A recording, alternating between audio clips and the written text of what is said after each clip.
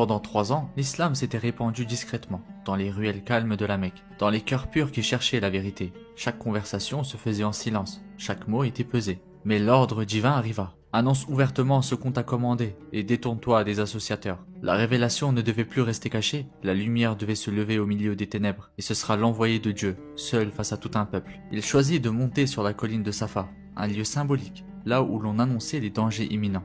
Il appela les tribus de Quraysh, les Banu Hashim, les Banu Zuhra, les Banu Makhzoum, les Banu Fihr, toutes les branches de son peuple. Sa voix portait dans les rues de la Mecque. Les gens sortirent de leur maison, certains intrigués, d'autres inquiets, tous confiants.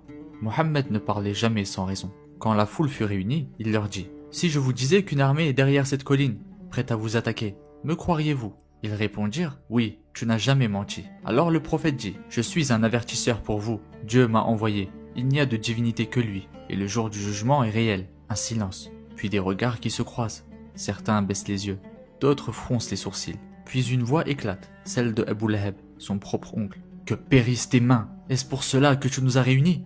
Ce jour-là, quelque chose se brisa, dans les liens familiaux, dans les habitudes tribales, dans l'ordre établi. Le peuple de Quraysh comprit. Ce message n'était pas une simple croyance, c'était une remise en question complète, de leurs idoles, de leur commerce, de leur pouvoir. Le message du prophète sallallahu alayhi wa sallam dérangeait. Il appelait à l'unicité de Dieu, à la fin des privilèges injustes, à l'égalité entre l'esclave et le noble, à un monde où la vérité domine, même si elle fait mal. Alors les visages changèrent, les rumeurs commencèrent, les moqueries se propagèrent, et l'opposition prit racine. Mais lui, debout sur Safa, face à tout Quraysh, n'avait pas reculé. Il avait transmis, et il allait continuer.